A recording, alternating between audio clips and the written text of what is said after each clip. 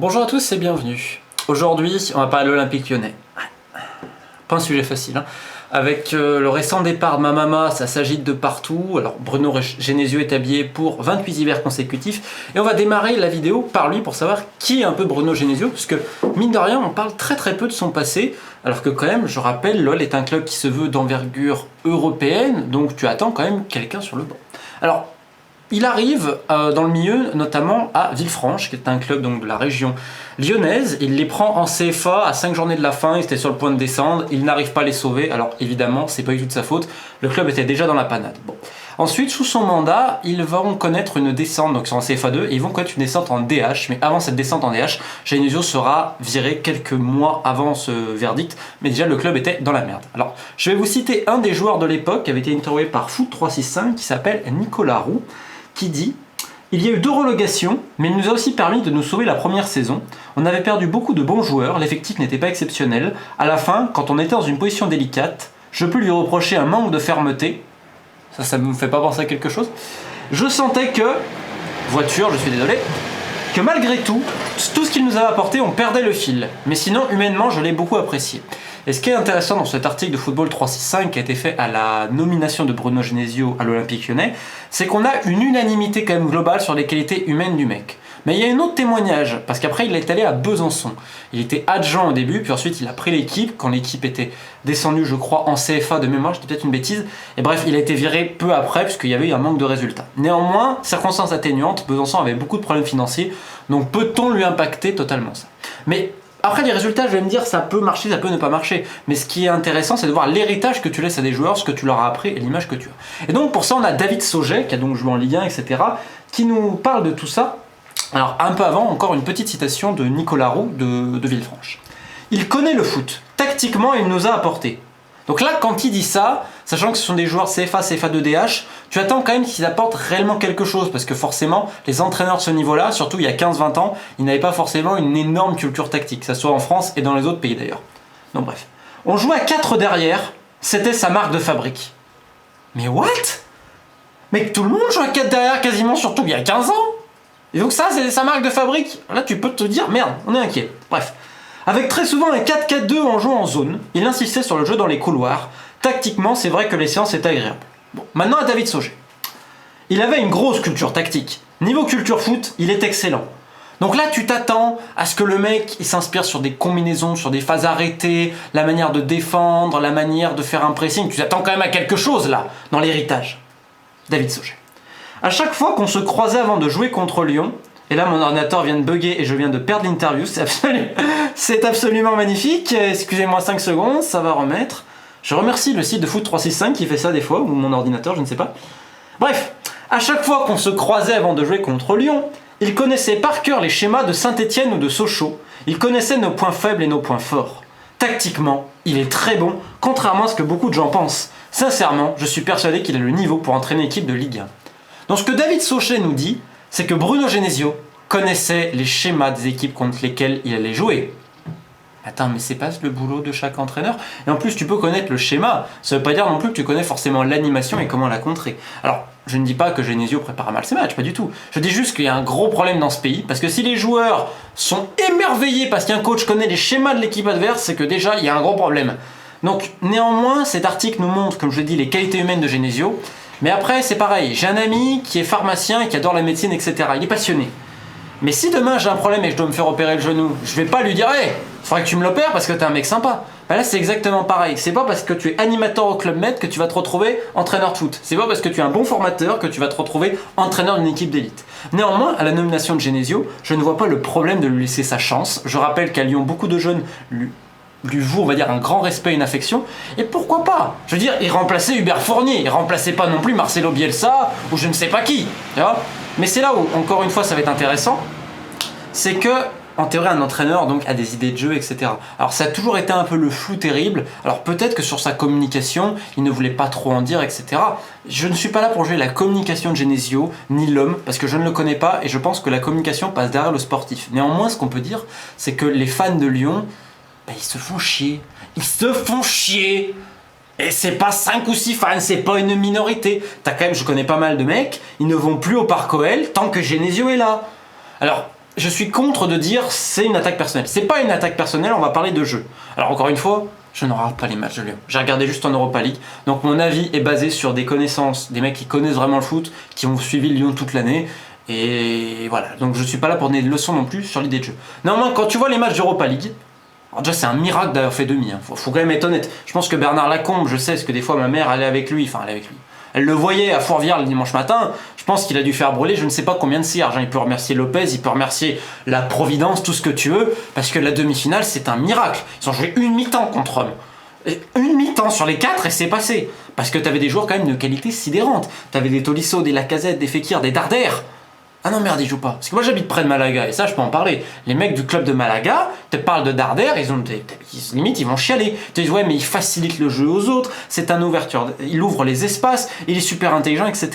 Et à Lyon c'est vrai que c'est un mec qui quand même, Darder il a besoin de jeu sans ballon. Alors c'est sûr que quand tu as juste des mecs qui sont dans la partition soliste et on leur dit justement de...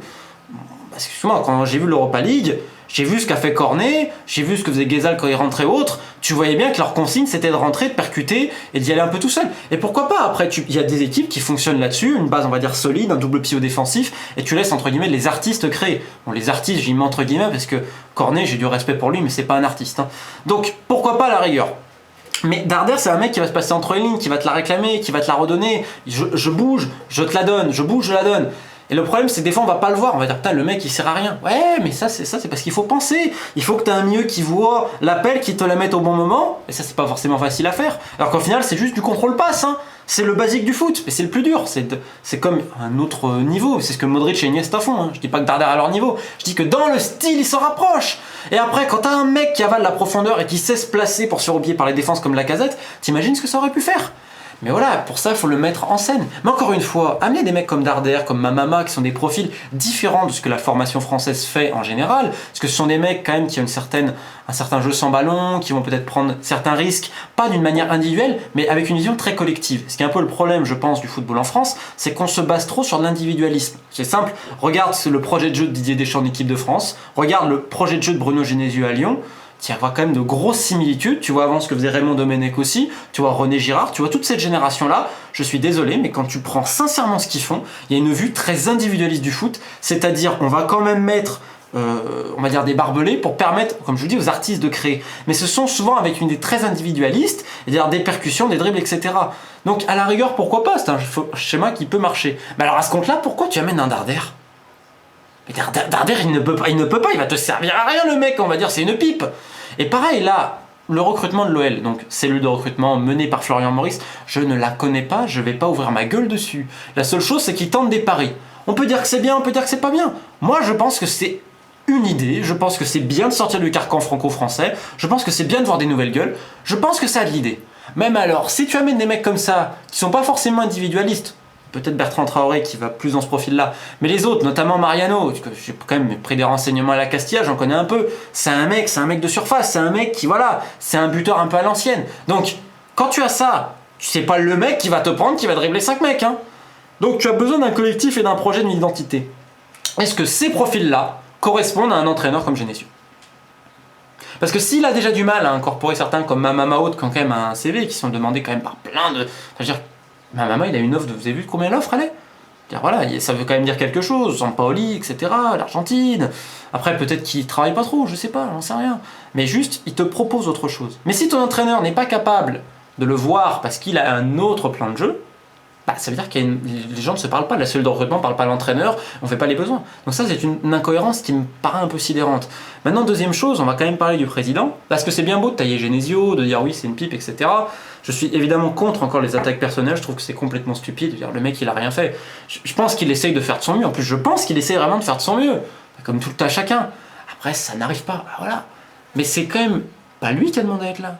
On l'a nommé, il y a quand même des gens au-dessus de lui. Et le problème de Lyon, c'est l'arrogance aujourd'hui. C'est-à-dire qu'on ne se remet pas en question, on est d'une arrogance, comme je vous dis. Et vous voyez le plafond, ben là, il a explosé. Dès qu'on ose émettre un doute sur l'identité de jeu de Lyon, sur tout ça, mais t'as l'impression que, un, tu te fais flinguer du regard, et que deux, bah, soit tu te fais insulter par le président, ce qui me fait vraiment penser au comportement... Désolé, une moto, d'un De Laurentiis à Naples. On va dire, ouais, en France, on dit De Laurentiis, il est un peu fou, il y a des prénoms italiens un peu fous, Zamparini, le mec de la Samp, et les mecs à l'Est, c'est des tarés, etc. Mais on a vu ce qu'on a dans nos frontières ? On a quand même un président. Donc, le mec, surtout à Lyon, qui est un système vraiment, le président est important, qui représente l'institution, pendant des mois, sur Twitter, donc c'était je vais retweeter toutes les femmes qui disent que l'OL c'est bien, etc., et que je suis quelqu'un de bien. Alors, je vais peut-être faire mon vieux con, mais moi ça m'a choqué. Parce que bon, il y a une préférence, enfin bref, c'est tout. Il y en a qui d'ailleurs en rigolaient gentiment à J+1, tu vois, peut-être qu'Olas aussi ça le fait, il l'a arrêté, j'imagine bien.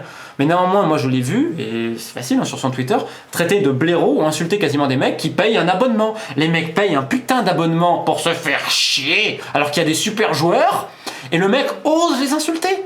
Attends, mais on en est où? Après, il a le totem d'immunité, il a construit l'histoire moderne de l'OL, tatati tatata. Ok, y a pas de problème, je suis pas là pour dire que là c'est une pipe. Mais c'est pas parce que pendant 20 ans, t'arrives à faire un vrai projet, qu'après tu peux faire n'importe quoi. Parce que le foot, comme toute relation amoureuse, comme la musique, comme l'écriture, comme tous les pans de la société, nécessite de se réinventer, de se remettre en question. Mais pour se remettre en question, il faut accepter de dire, ouais ben là je me suis trompé, peut-être que là je n'ai pas raison, peut-être que là je vais écouter. Et quand tu as un club qui est foncièrement incapable de faire ça, bah comment tu fais?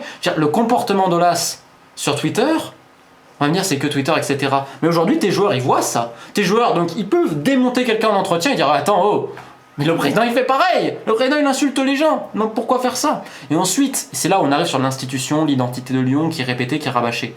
Alors, on va me dire c'est nécessaire si tu veux être un client d'envergure européenne, tu as besoin d'un nouveau stade, la privatisation, nanani, nanana. Ouais, mais non. Ouais, mais non.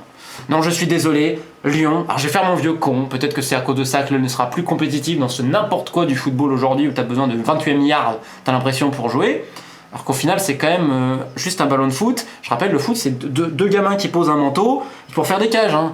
Même si ouais, c'est foot pro, c'est un bien ridicule. Aujourd'hui on a un stade, le Parc OL, qui est au milieu de nulle part, et au milieu de la rocade qui t'emmène à Mézieux. À Mézieux! Mais vous êtes déjà allé à Mézieux? T'as juste sorti avec une fille qui habite à Mézieux. Mais jamais je vais y retourner à Mézieux. Jamais, jamais. L'OL c'est Gerland. L'OL c'est Lyon. Olympique, Lyonnais.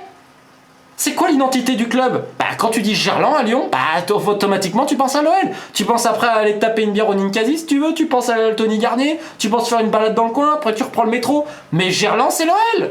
C'est l'OL. C'est ça l'identité, putain.